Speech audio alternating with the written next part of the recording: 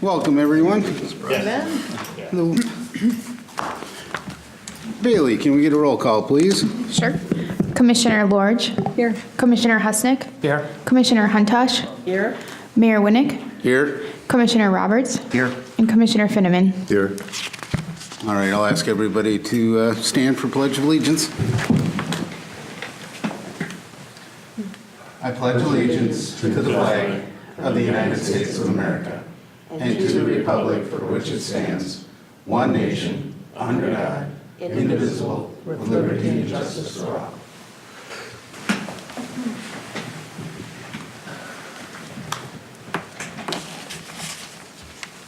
All right, I will look for approval of the agenda and like to ask to flip-flop items 5 and 6. I will make a motion to approve the agenda with that flip-flop. All right, I'll second. have a motion and a second. All those in favor? Aye. All right. And Dan, do you want to take us into the new tracks presentation, please? President, members of the EDA, what you have before you tonight is kind of the first attempt at actually taking the new tracks or establishing a senior circulator bus here in the city of Forest Lake.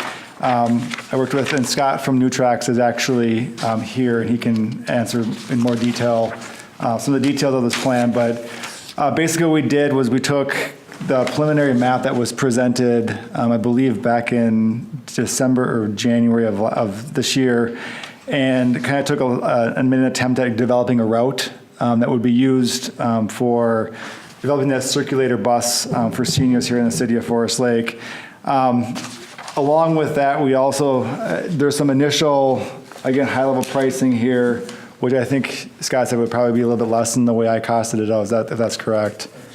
I just kind of took some of the original figures that he submitted over, did some kind of back-of-the-napkin math to kind of get an idea of what it would cost. But basically, the intent of the program is to offer seniors 1 day a week a circulator bus service here that would run from approximately 10 a.m. to 1 p.m. We just kind of go on a continual loop basis at the stops that are listed out or the stops that are selected. There would be no charge for the seniors to use the service, although there would be a voluntary pay if they decided they wanted to pay. There would be a voluntary donation for the service. Again, basically every half hour or so at each of the locations there would be a drop-off and a pickup, if that's correct, Scott. To accomplish that, what Scott proposed was basically we'd be running 2 buses here within the city of Forest Lake. One of those buses would probably peel off just a little bit before that last pickup because they wouldn't be needed. And again, some of this would need to adjust kind of as the routes get driven, as we kind of get more detail in there. But again, from the back of the napkin math that I came up with was, and again, this is, of course, got a high estimate. You're looking at approximate monthly costs of right around $1,700. But do you want to kind of, if you want to go up to the podium and just kind of give a little bit of an update there, because we had some conversations after I did the math, and he said the math on his end is a little bit different than what I came up with. Good. Well, thank you for having me. Welcome. We've started this program in White Bear Lake as a test pilot back in October. And this was kind of a program that got started through going through several senior forums in and around the White Bear Lake area, Vadnais Heights, Montemedi.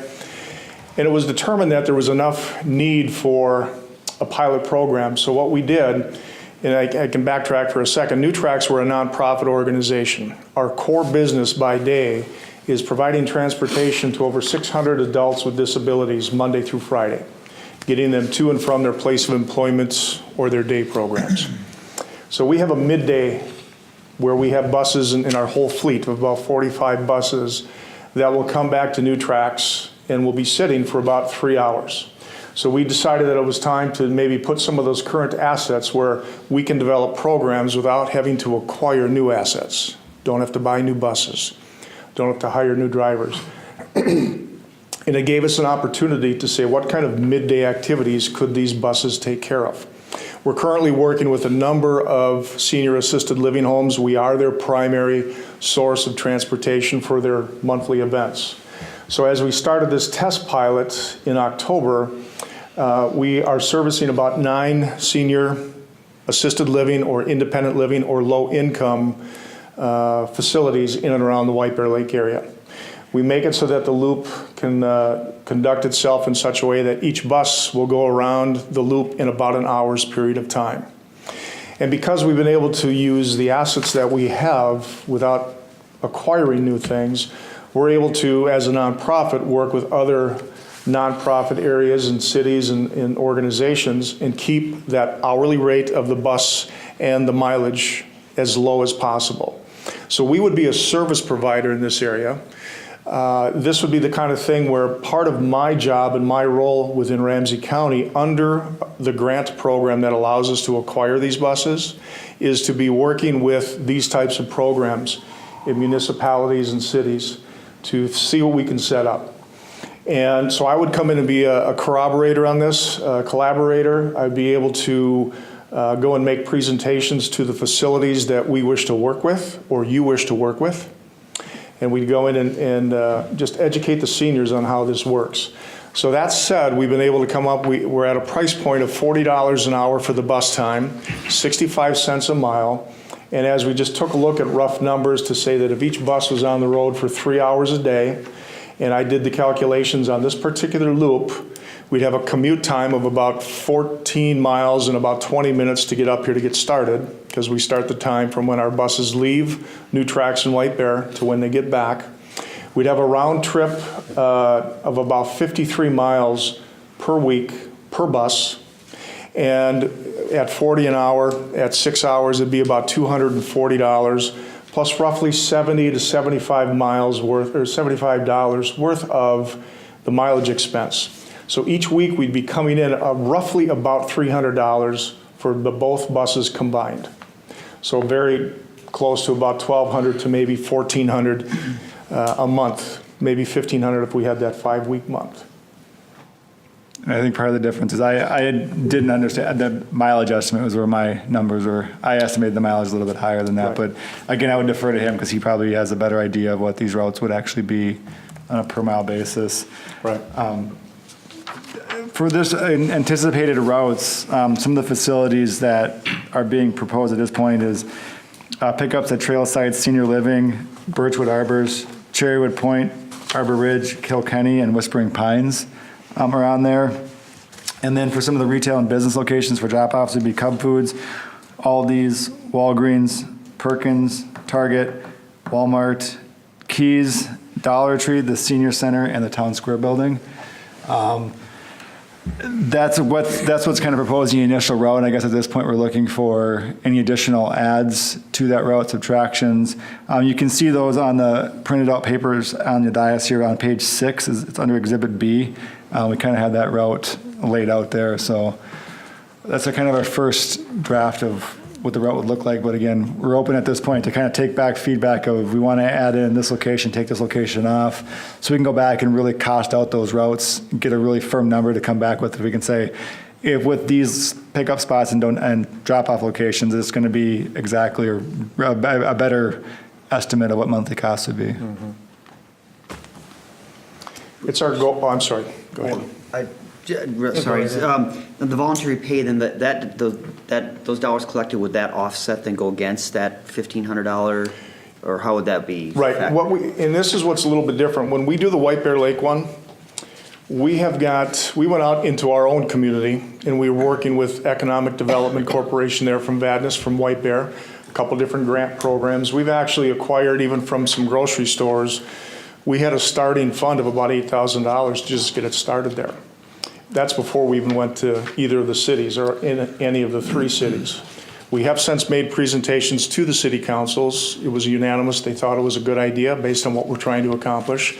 And so everything that is offset with that, we will show to the city through a billing process. At the end of each month, we'll have an invoice for just us as a service provider to be coming back to the city.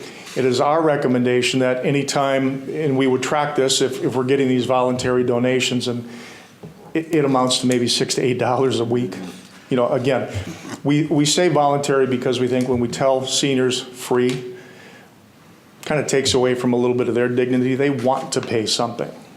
That's not the big piece of this, but the bigger piece is, what are the other city or community stakeholders? What are maybe some grocery stores that may want to have a piece of this? What other foundations or other small little mini grant programs would be interested in funding something like this?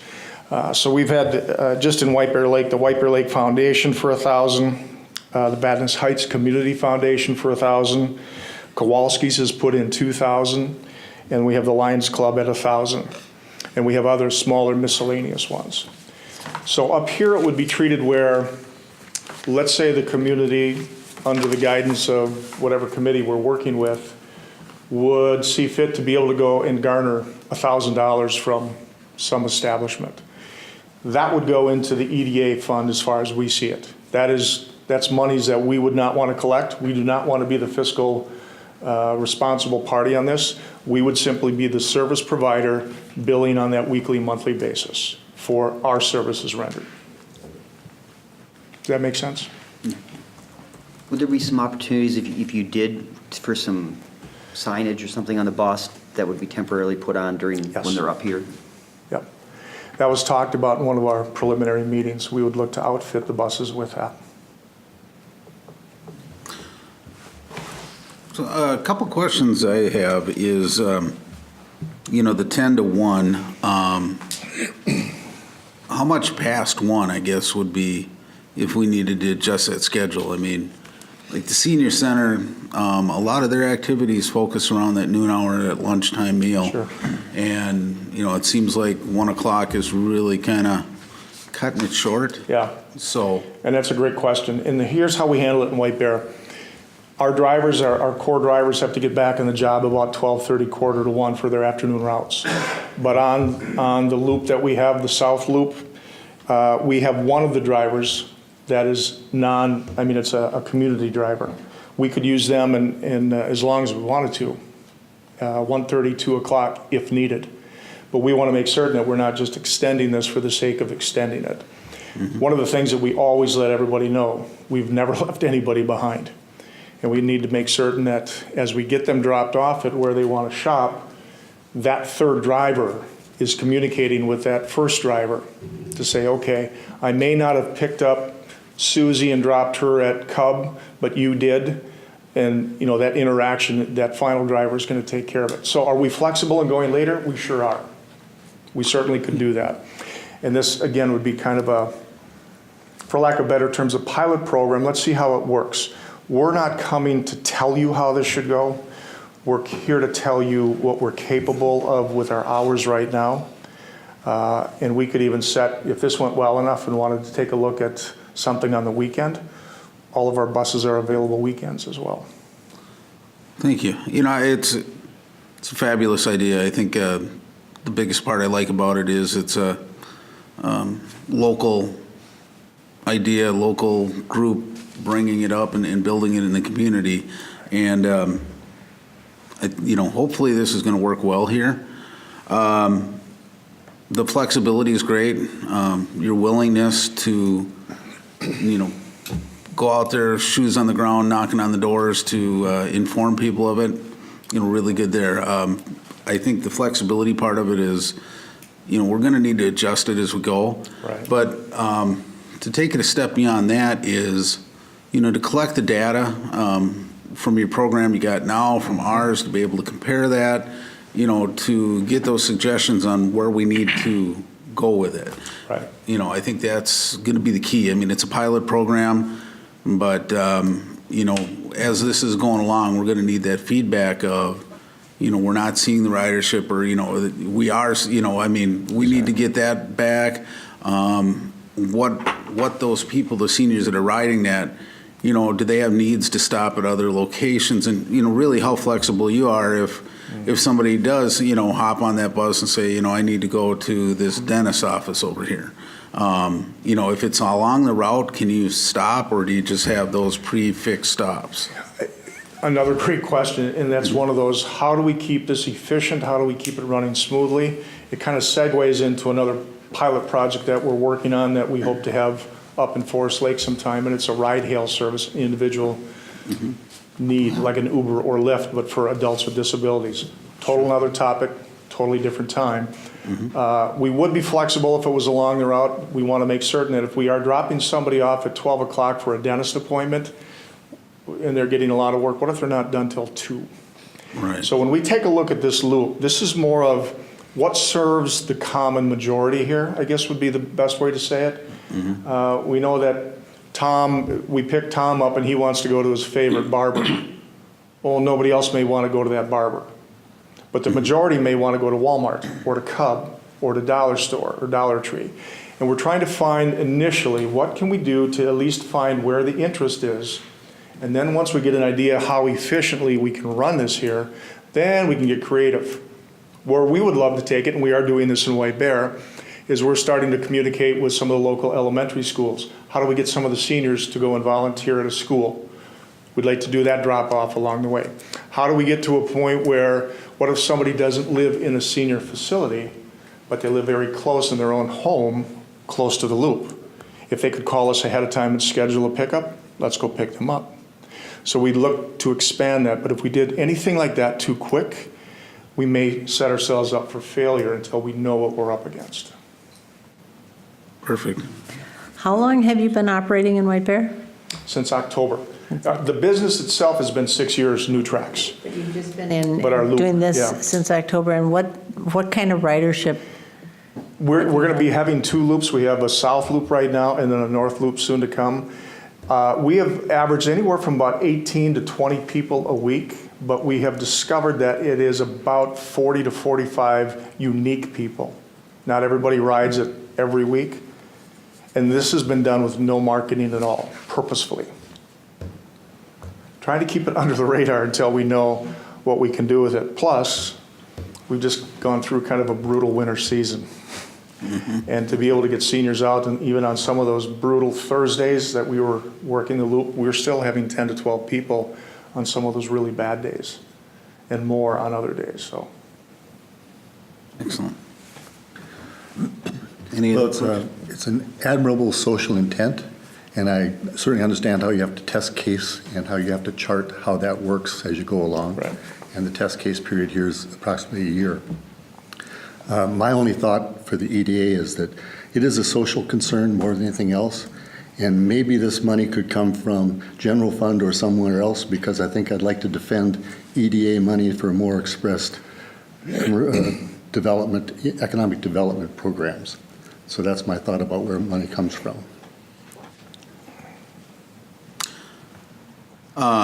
You know, being that it's using to promote local businesses, I can see arguments both ways. But now, didn't you say in the White Bear area it's coming from the economic development? we have some coming from the Vadnais Heights Economic Development Corp., the White Bear Lake Economic, and then also both, or actually all 3 cities, the city council has approved, they will have monies from the cities that are going to help fund this as well. So kind of the sum of all the parts there, it's not going to cost any one entity more than between $4,000 and $5,000 a year at this point. Well, maybe we find some arrangement of shared investment. I'm obviously just trying to defend EDA money for very specific kinds of programs. As you should. At one point, do we not talk about maybe some medical stops or something like that? I know maybe Fairview's a little out of with the mileage up there, but like with the Alina Clinic here or something, is that, I don't know if you're doing any medical down in White Bear or not, but.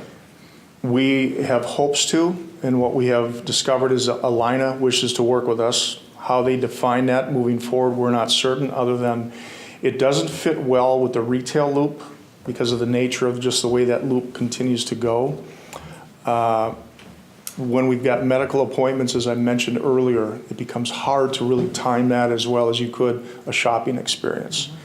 But we are looking at another loop to test that as well. Alina and some of the other different medical facilities wish to put in a look at this and have money to put in and be a sponsor of another bus specifically for that. Alina, as an example, in Vadnais Heights, they would hold open about a 3-hour window on a set day for just walk-in appointments. You're not having to schedule appointments. If it's a senior that has to come in for an INR, a quick blood test, they would have that opened up. and that window would be there. They'd have more doctors available if they're working through this program with us. So again, a little bit yet to be determined, but it is something that is being looked at from a medical standpoint only. Gary Lee, when he was here and did the presentation, talked about he was contacting the medical facilities for somewhere down the road. If we took this on and we get it rolling, then he would contact them about having expressly senior days at both Fairview and Alina, Yep. and where they'd cooperate and make senior appointments. That would make sense to get them in on a certain time frame each time, but that was farther down the road. Excellent. Any other comments or questions? I just think I guess is EDA comfortable with kind of us pursuing with the first iteration of this, kind of using this initial route, or is there something that we want to add or subtract before we start really kind of putting the, the costing in there and really bringing it together? Because the intent would be to bring this back at the next March meeting for approval so we could get everything ready to go for an April 1st rollout for this. And talking to Scott, he said early March approval, it gives him enough time to get everything kind of keyed up for early April rollout. The day of the week at this point would be Wednesday that we've discussed. It fits in with our schedule well, so I think that's kind of the day that's being proposed. So again, if there's any substantial changes or if you want anything added, let me know now. We can get those incorporated in. So when we bring back the next package in March, we have kind of the final, here's what the first draft this will look like, the first kind of trial period, then we can make adjustments on the fly. If, say Aldi's isn't getting the response that we're hoping for, we can make some adjustments there down the road. But just kind of that first, this is what it would look like out of the gate. So, good input. Question is, what day of the week would you be looking at? I mean, you've got 2 loops already committed. What I'd like to do is find out what day of the week we're planning on and bring that forward to the senior center and coordinator over there to see if it meshes with their program or what days of the week are open that we could maybe get the most impact with. Initially, what had been talked about in the early stages was taking a look at Wednesdays. What that does for us, again, as we grow and have more midday service opportunities, you could have a second day up here if we found that it was doing what it was supposed to be doing. Mm-hmm. But what we want to do is make certain we're not overloading any one day of the week for us. Right. And fail. Mm-hmm. We want to make certain that this is something that if we say we're going to do it, we're going to do it. Yeah. And we're not trying to take off too big of a bite. So we have 2 on Thursdays, we have 2 on Tuesdays, we have 1 on Wednesday coming now. We'll probably go to Monday, Friday. We have some interest in some communities for even Saturday. And we're just going to slowly grow that each day. Excellent. One other question. As far as the going after sponsorships, whether it be like a Rotary or Lions or groceries, is that something that you did in White Bear, or did the city, or who did that down there? Well, we have a lot of relationships just because it's in our backyard down there. And we knew a lot of individuals so we could open up those doors. We don't have that up here. Would we assist and help you with any kind of collateral that would be needed or messaging that would go with that? Would we be willing to come and help present side by side with somebody who knew a contact here? Absolutely, we would. Mm-hmm. Yeah, but we find what we want to make certain is that we want this to be your project. We're coming in to help develop it. We want to be that service provider and do what you wish us to do, but we do want the city, the community partners, the stakeholders to wrap their arms around this and help us help you grow it. I was just going to show this. We don't have this as a handout, but the White Bear Loop started like this. The backside is the schedule that we print with all the times. Green is the pickup times, red is the bring back home times. We would do the same thing here once we understood what are the destinations that we want to help. Tough to work on this now, only to have it change. It's just wasted time until we know what we want to start with. No, I think you put together a really great program. It sounds like it's coming together nice down there. It is. I look forward to some success up here as well. I think the only real concern I have is that 1 p.m. And I don't know how it works down there. It's just, that's my initial thought is I want to get these people out, but not just rush to go shopping, but, they may want to just go out to a coffee shop for, have lunch someplace. And I don't know if that 1 p.m. line is, for seniors, if that's good or not. I mean, that's something, I'm just a little bit concerned about that, but to give this a try, see where it goes, perfect, but I don't know, I just feel that's getting a little too early a cutoff yet Sure. for it, so. When we present it, we actually have a 1 p.m. in White Bear. Our driver's finishing up about 1:45 most days. Okay. We do it, but if we print it, now it's going to become 2:45. Right. Yeah, So we say that, but it's also a soft line that we walk over and make certain that we take care of that. And I was only grinning before because, how many seniors just get on the bus because they just want to ride the bus? They don't even get off. They just want to ride. exactly, And yeah, as just we- get out of the house. Yeah, absolutely. And we're all about understanding what isolation is and how terrible that becomes as we have aging seniors. We want to get them out. How do we start getting them involved more? Baby steps. How many do your buses hold? We generally between 12 and 14. Some of our buses are configured a little bit differently. Some buses have a little bit more wheelchair accessibility, but they are all lift gate accessible. So if anybody needs to get on via a walker through a lift gate or a wheelchair, we take care of all that.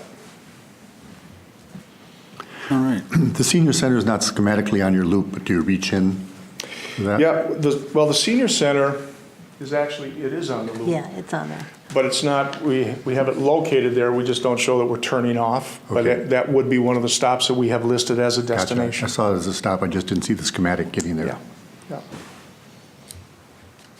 yeah. All right. So do you have enough to go on, Dan? Yeah, I think Scott and I will go, I'll contact you as a follow-up, and we'll get this priced out and get everything kind of buttoned up and bring that back at the next EDA meeting for, consideration at that point. But I do have enough at this point to really get that first draft of that schedule created at this point, so.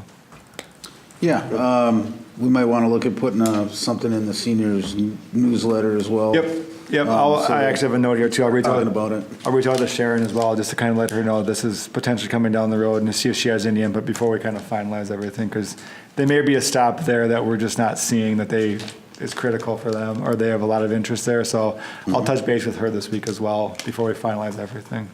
Bring that forward. Good.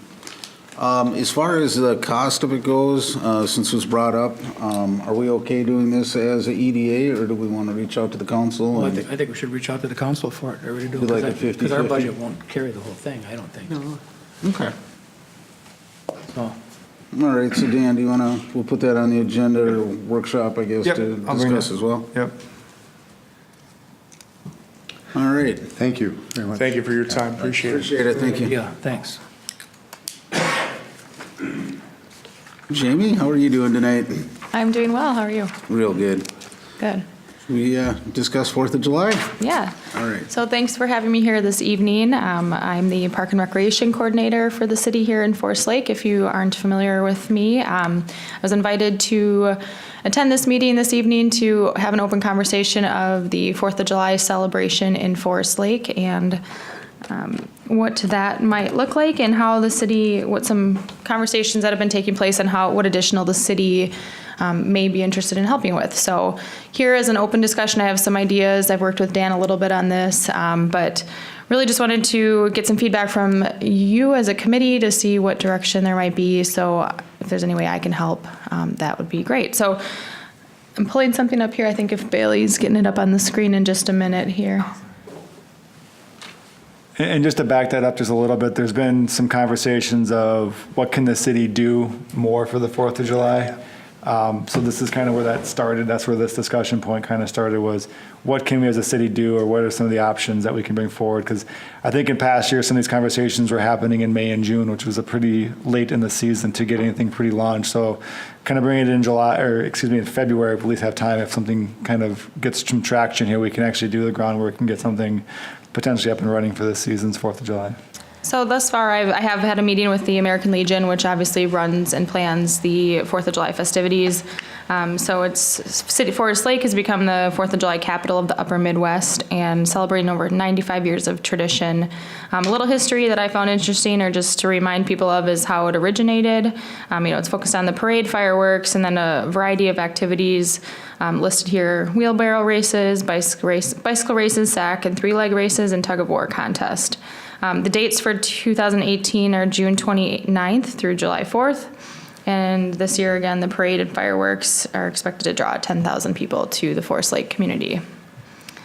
In just, some of the background, a lot of really what the community in the city of Forest Lake offers for the 4th of July festivities, again, planned by the American Legion, includes the carnival, there's bingo, food, and entertainment.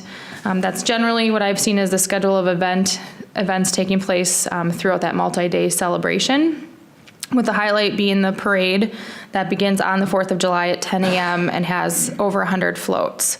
The city's involvement in this, Lakeside Memorial Park, I coordinate, and we have 2 different bands perform on the 4th of July, leading up to the fireworks from 5:30 till 10 p.m. And the park becomes pretty full at capacity by about 6 or 7 o'clock. The park gets really full, and we support that through our staffing and some of our resources. So just a little kind of information on what is taking place in the community and some ideas of how Park and Recreation, or how I might be able to help, or the city. Just a few ideas tonight, again, opening for discussion on some other ideas as well. But how can we supplement to the American Legion on what they're offering with the carnival and activities that they have going on near their facility with the bingo and other entertainment pieces?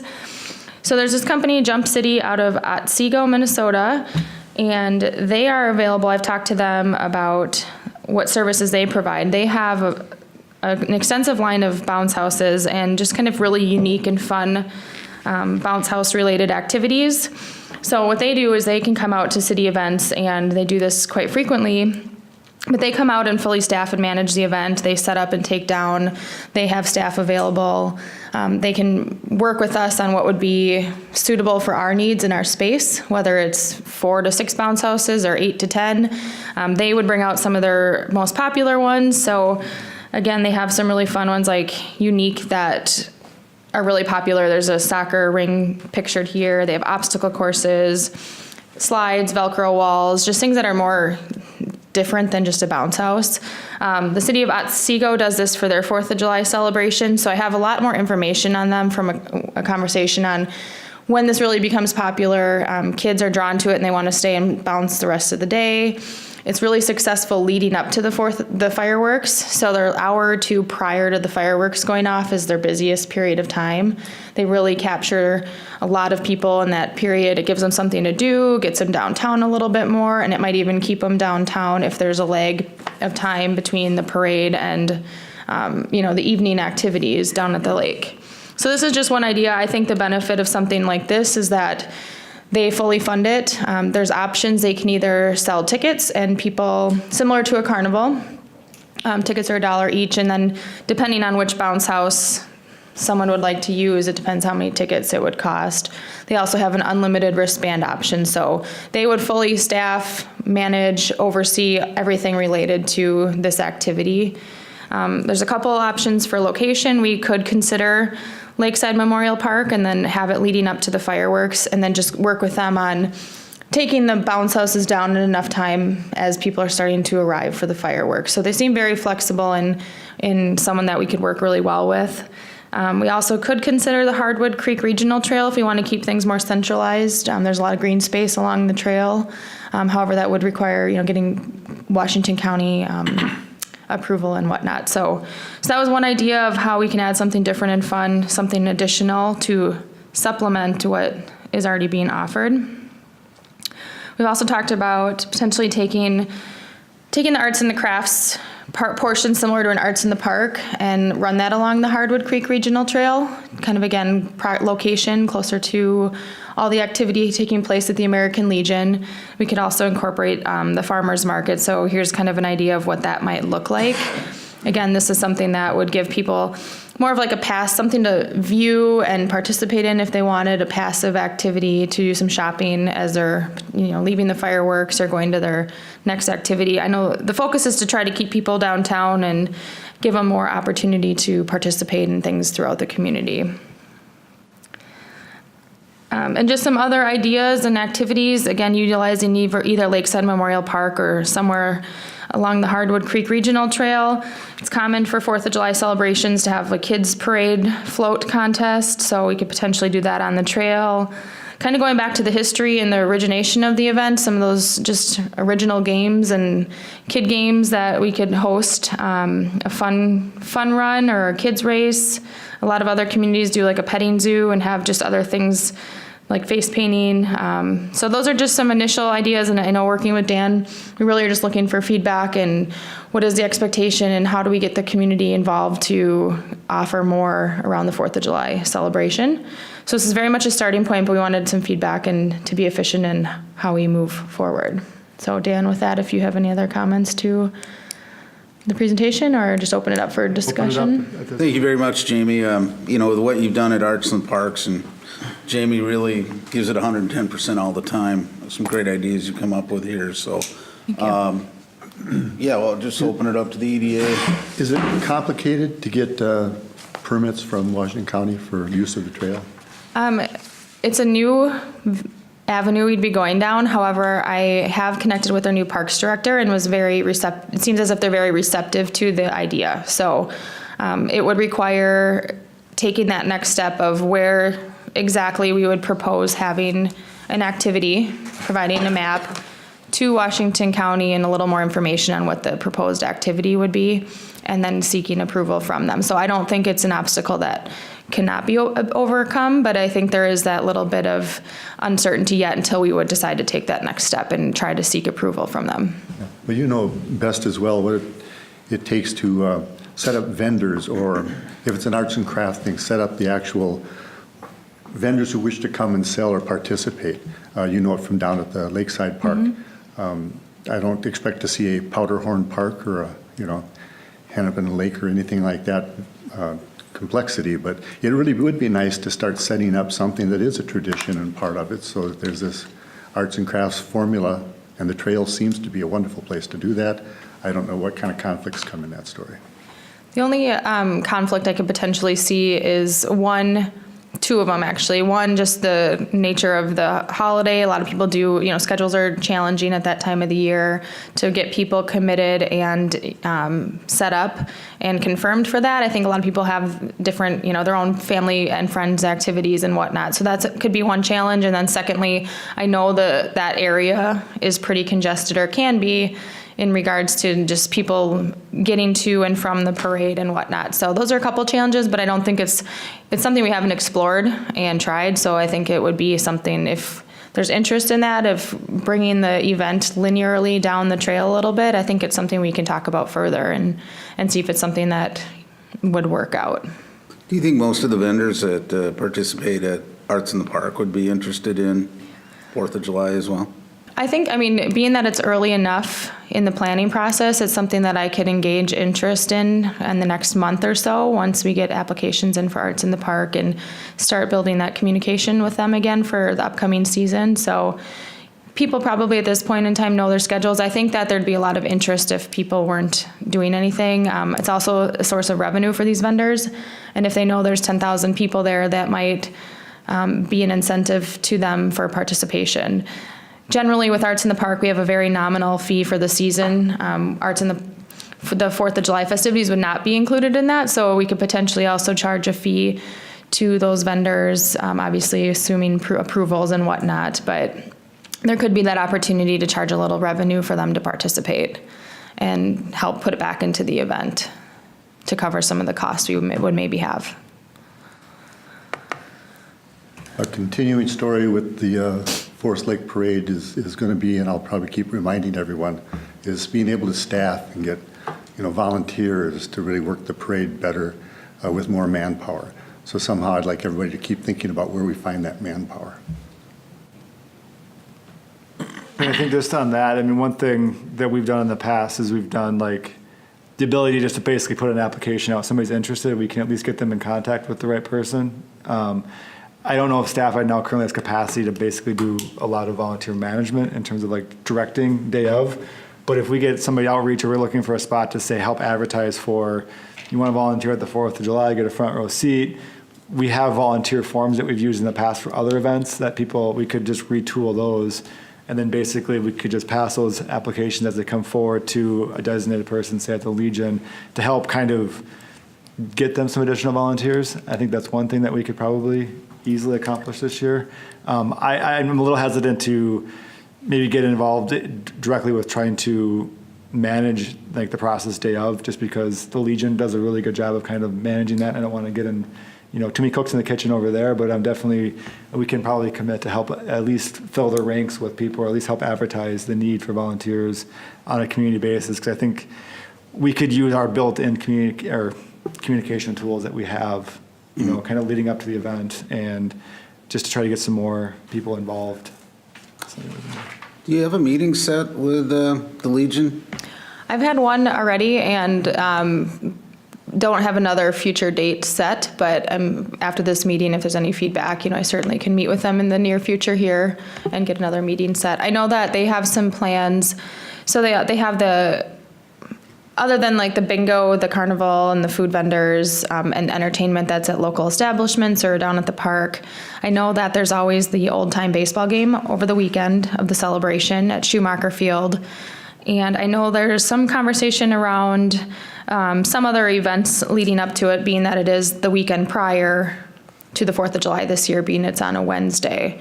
So I think, just personally some other ideas, or, I know if there's other businesses that want to have involvement of what they might do on their own, or, I thought someone on the parade route, could there be some kind of incentive or initiative contest to win like VIP reserved seating, because everybody knows that the parades, getting your spot that morning is busy. So, is there a business, that would sponsor something of like a VIP location that you can just show up, in their contest to win that. So just thinking of ways to kind of add or provide incentive for people to be downtown. So, but these are some ideas specifically that kind of relate to utilizing the parks and trails that I could potentially help with. Again, going to the staffing piece, I'm the staff in the department. I'm at capacity with my park rangers at the park. We're even a little short on staff for the activities on the 4th of July. So it's challenging because of the time to get additional people available, and we only hire so limited staff throughout the season. So the thing that's attractive to me for the bounce house element is that it's something that could be provided at no additional cost to the city or staff, financially or with resources that this company could essentially, given the go-ahead and some direction, they could set up and maintain the whole thing. So just wouldn't want to compete with the carnival or, what the American Legion is doing. So I think we would need their support in that, but it's something different if that's the objective, to keep people downtown and just have more to do. The jump houses could be a actually good addition to the old-time baseball game in terms of expanding that horizon to a family gathering of some sort, because there's a land area and there's a need to show more variety. The YMCA right now tries to present on the obstacle course, but this would be a pretty sophisticated way of doing it.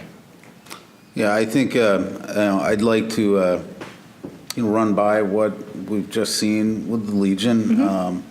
Hopefully they're very receptive to it. I think they can add to it. Especially if you're talking arts and crafts. They have, winter season, other times I've seen signs up with, so I'm sure they have, vendors that would probably be quite interested in participating with that. Ryan, you pointed out before, how popular a 5K probably would be before the parade, and, I think that's another family activity, a great activity to start the parade off with. Again, something that really doesn't cost a lot of money to put on, but definitely need the volunteers, and it kind of ties right in with the parade route. How long is the parade route? Miles? I don't know that. Depends if But you're walking or riding. I would make it as long, the race is as long as the parade route. I was just, it would be kind of cool if you could time it so that they were just finishing like a half an hour before the parade starts, so that they would hang around. That's what the city of Anoka does for their Halloween parade. It starts off with that race down the same pathway. They just close the roads, and Yep, if it's a you're gonna have- 5K, you're You've got the road less than closed 30 already. minutes, Yeah. you know, maybe a few runners a little slower than that. They all come through, then the parade could already have started. It doesn't have to wait till the race is done. So you got all this That'd be pretty space in cool. motion. And I just know that's something that would draw people, you know, anything contest, you think of the small towns. What contests do they have? I mean, when I was growing up, we would drive because they had 3-on-3 basketball tournaments in their parking lots. Stuff like that, or we used to do hot cycle races. I know that kids don't know what those are, but, you know, stuff that's newer nowadays too, that's really easy to set up is the human foosball game. Piping for the rails across, just need some plywood. Well, and, you know, I've had a lot of people talk about having a car show or car display to where they could drive their, Show their stuff off. their There's a lot of loved people one to locally the- that have nice yeah. stuff. so, you know, I think we've got a lot of great ideas, and I'm sure the Legion's more than willing. I don't think it's gonna be cutting into their efforts at all, but, you know, if we have a joint Okay. thing going. I think they're kind of maxed out. They're volunteers, they've been doing this for years, and They keep getting older You and bet. it's hard to replace them. you bet. So, as long as we don't step on their toes, and like the jumpy houses, how long would they be set up? I mean, just that afternoon, right after the parade, perhaps, or? It would really be up to what we would decide. Their community, they set up just an hour before the parade start time, which I believe their parade starts at 11. So their first hour is pretty slow. But then as the parade's starting to end, they get a pretty good rush then, and then they keep going up until fireworks. So they do about an 8 or 10 hour day. They do. And it's really, from the conversation, it's really flexible. It really could be set up to meet our needs and what's best for our community and event. So Yeah, we could, just don't want to hurt what the Legion folks are doing. you Right, know. exactly. I think it's all good ideas, don't get me wrong. but yeah. We definitely have Yep. to have that conversation with them. Now, the carnival people probably didn't like the dumpy house. No. To get interested. Any other questions for Jamie? There's no manpower. Yeah. All set? I'm all- Josh, why don't you come up to the podium? I'd like everybody, sorry we were so busy before. Josh isn't official yet till the council approves you, but Josh Archer, I would like to welcome him as a newest member of our EDA. Thank you. Welcome. Why don't you give us a quick little update on Josh and where Sure. you're at? Well, I know most of you up there. I've talked to Jenny on the phone when I worked for Keller Williams. I think I met you over the weekend. I saw you at the event for the Rotary, and I've met most of you. I have not met Judy, so I apologize, or Dan. I've worked with Jamie in the past. I mean, she is fantastic. You were right on with that.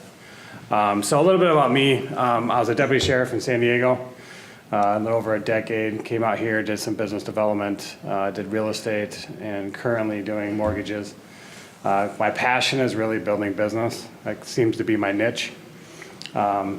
Growing companies, bringing new business, bringing ideas. I'll be honest with you, I don't know this process, so this will be new to me. But I'm completely open. I don't go one way or the other. I just really like to have conversation and come up with some good ideas and working together.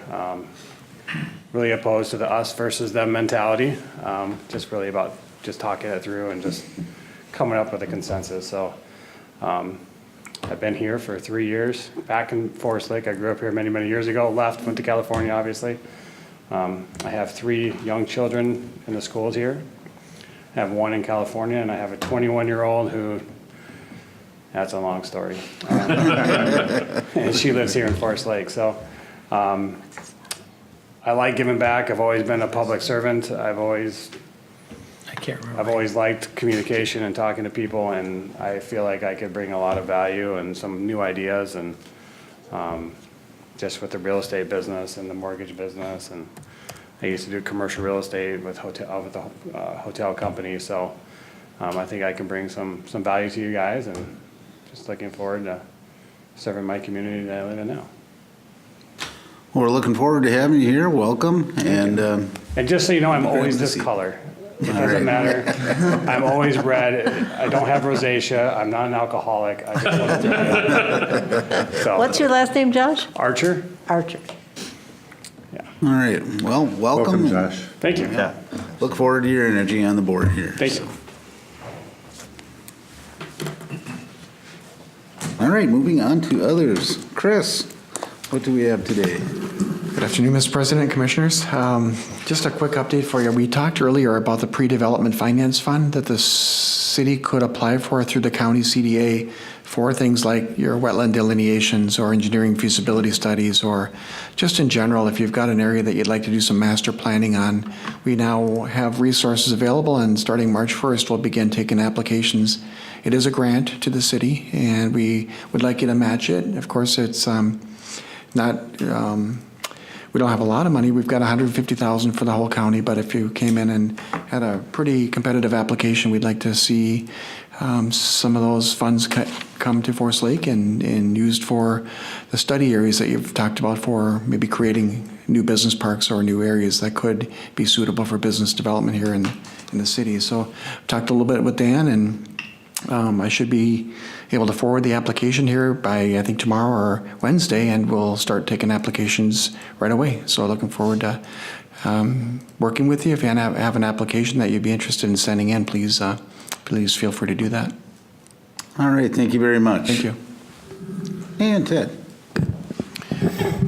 Thank you. Just a couple of events that are coming up. On March 13th, we have our monthly chamber luncheon. It'll be at Running Aces, and we have a speaker coming in who's going to talk about the psychology of purchasing and sort of why people buy when they buy and why they don't when they don't.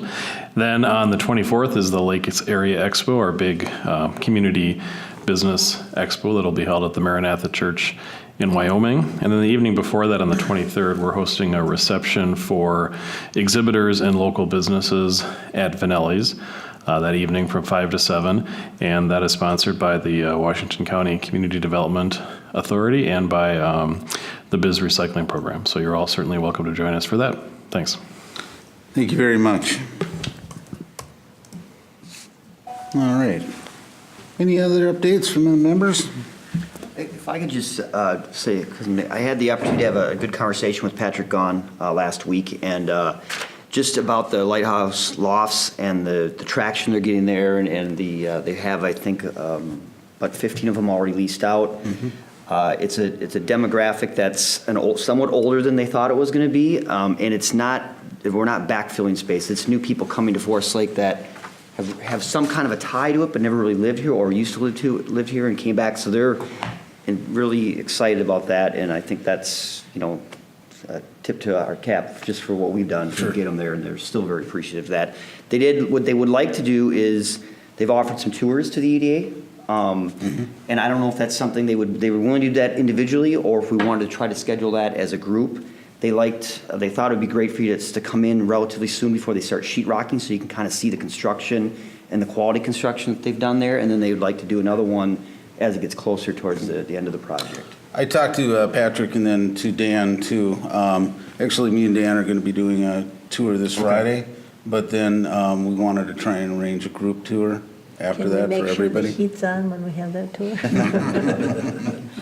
Oh, 40 is the heat on, right? 40 I'm good with. And Blake, I just want to point out the new sign you guys put up. It looks great. Oh, thanks. We're here for economic development, and big or small, but it's a big expense to put a sign like that up, and I think it looks really good. And we're going to use it for a lot of community events and different things to get the word out as well. So. All right. Did you say 50 or 15 were pre-listed? 15. 15, yes. Yeah, and the technology they're using, and the people they're getting from Washington and California and other places that are interested in it. Right. So, interesting to know. So, all right. Just one quick update. Go ahead, Dan. Just a reminder that tomorrow night from 6 to 8 is the Economic Competitiveness Open House or Community Conversation for the Comprehensive Plan. So that's from 6 o'clock to 8 p.m. here up in the community room. All right. Pushing the edge of time. There's nothing else to bring before the EDA. I'll look for a motion. No, I just There's also a special council meeting tomorrow night too, right? Correct. Yeah, two, a council meeting and a workshop Yeah, so tomorrow night that's, as there's a well. lot getting squeezed into one evening, so. Otherwise, I'd make a motion that we adjourn. All right, I'll second that. I have a motion and a second. All those in favor? Aye. Meeting adjourned.